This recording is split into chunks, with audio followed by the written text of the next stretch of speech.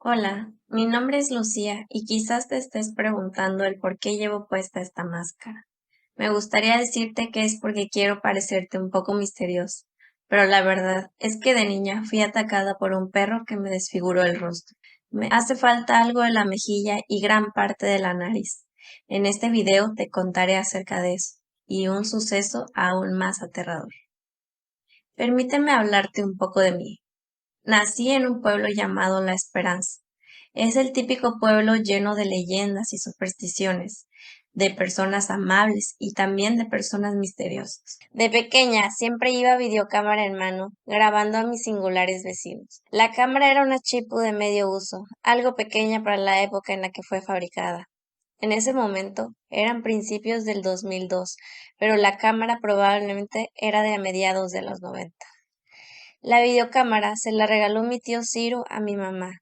Él se iba de mojado y las pocas veces que regresaba siempre traía algunas cosas sorprendentes del otro lado.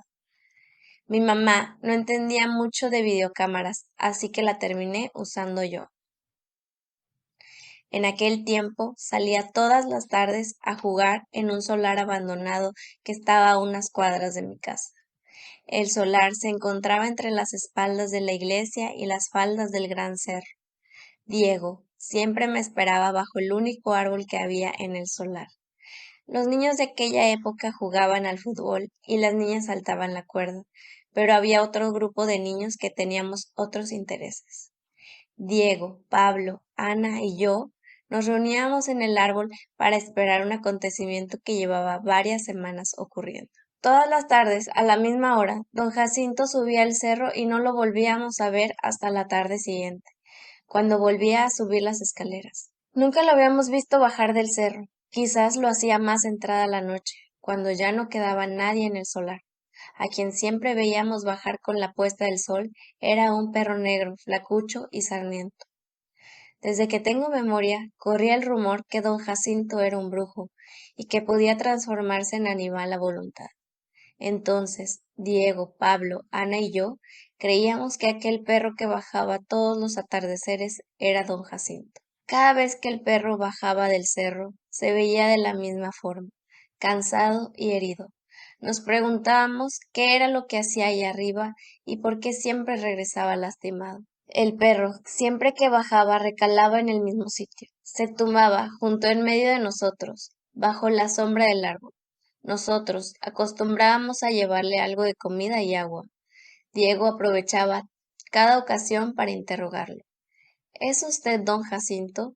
¿Sabe quién soy yo? ¿Por qué sube el cerro? ¿Quién lo lastimó? El perro negro lo miraba con atención cada vez que Diego le hacía alguna pregunta, y a veces hasta parecía que le iba a contestar, pero luego solo se limitaba a lamerse el hocico y seguir descansando. Una tarde intentamos seguir a don Jacinto. Llevé mi videocámara y subimos por las escaleras de concreto que llegaban hasta la mitad del cerro. Había una gran explanada de concreto y en medio de esta una pequeña capilla dedicada a Santa Esmirna. Al llegar ahí, notamos que don Jacinto no se encontraba en ningún lado. No estaba dentro de la capilla ni en los alrededores.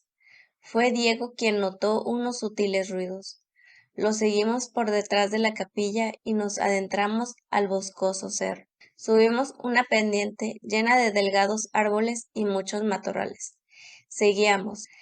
El sonido de las ramas partiéndose por delante de nosotros nos llevó hasta una zona del cerro algo inusual. En apariencia, todo parecía ser igual al resto de la vegetación que veníamos viendo, pero en ese punto donde nos encontrábamos, los árboles tenían una extraña distribución.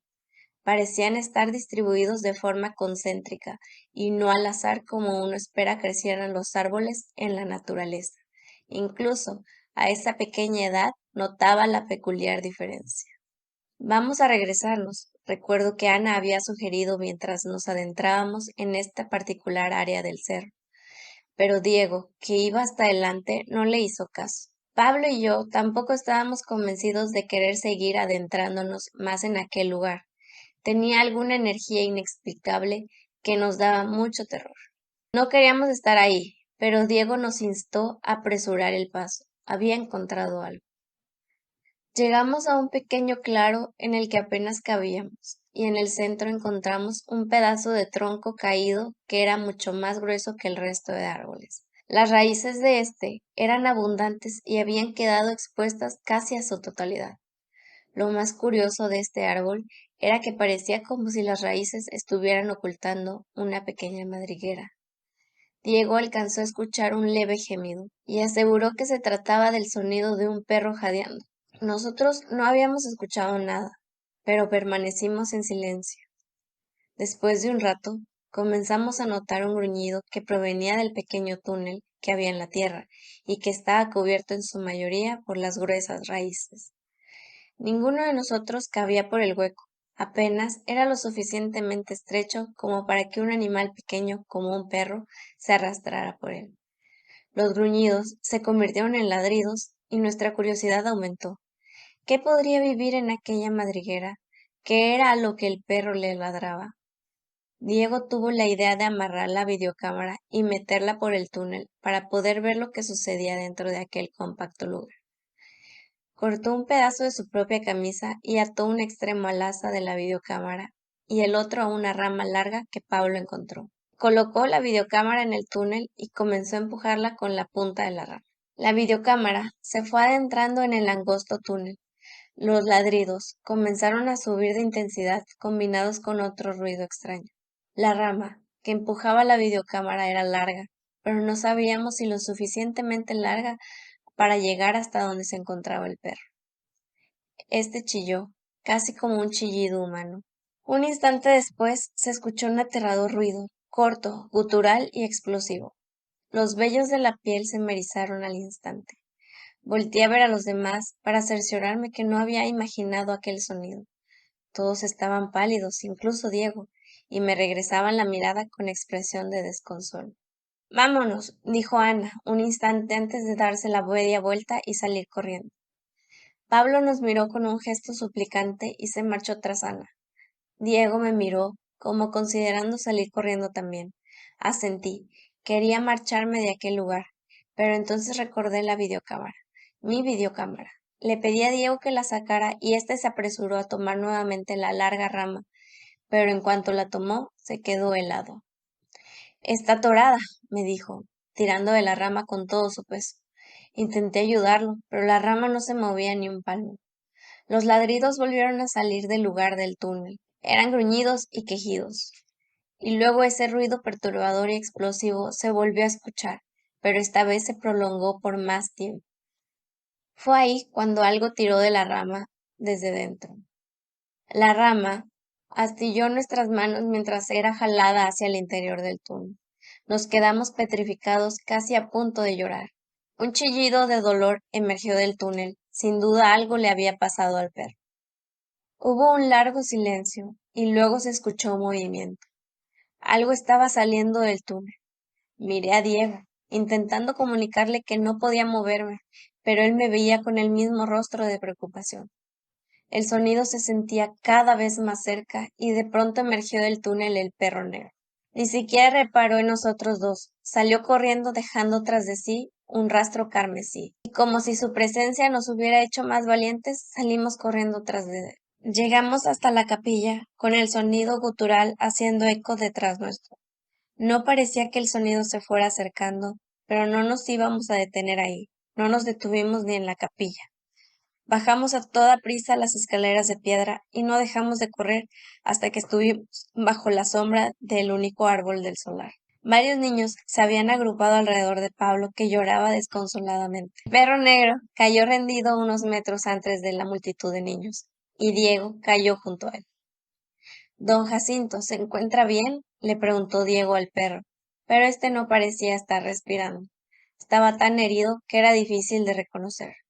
Sus ojos estaban completamente blancos, su hocico tenía una fétida espuma y su estómago estaba completamente abierto. Miré atrás de mí, hacia las escaleras de concreto, y noté que el pobre animal había estado arrastrando sus interiores durante todo el escape. Cuando volví mi mirada hacia Diego, el perro saltó sobre él y comenzó a atacar. Diego lloraba, intentaba quitarse el animal de encima, y con el alboroto, la multitud comenzó a darse cuenta de nuestro problema.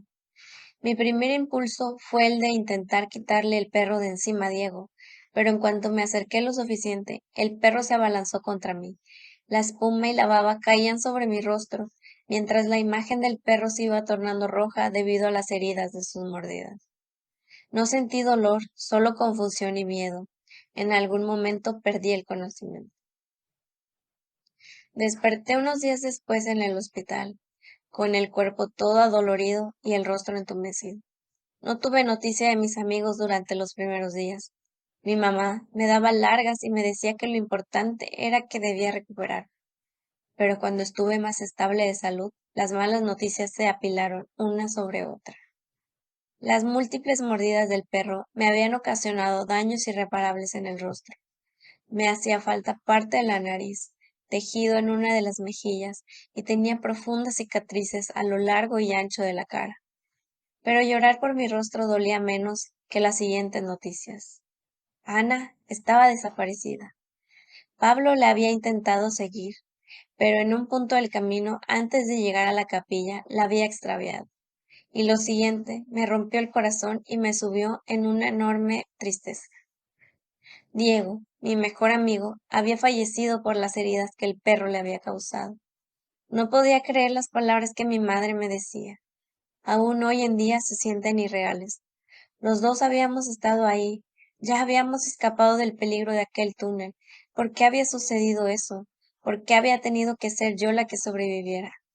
No me sentí nada bien los siguientes días. Realmente nunca más volví a estar bien. Mi rostro, desfigurado, era un constante recordatorio de la tragedia, y comencé a tenerle un completo pavor al ladrido de los perros. No podía ni caminar tranquila por las calles de la colonia, donde todos los vecinos tenían perros guardianes en sus jardines delanteros. No soportaba verlos, mucho menos escuchar sus gruñidos. Un tiempo después, cuando mis padres notaron que yo no mejoraba, nos fuimos a vivir a la capital y me llevaron con un psiquiatra que trataba de sanar, en lo que cabía, la poca paz mental que me quedaba. Con el tiempo fui mejorando, no quiero decir sanando, porque no olvidé el terror ni el dolor, solo aprendí a vivir con eso. Ya no me petrifico o entro en pánico cada vez que escucho a un perro ladrar, y tampoco paso largas horas llorando cada vez que me acuerdo de Diego y de Ana.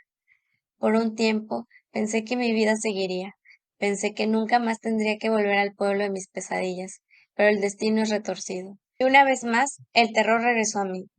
Pero esa historia, esa maldita historia que me atormentará hasta el día de mi muerte, la guardaré un tiempo más. No sé cuánto más, pero sí lo suficiente como para reunir el valor para poder contártela.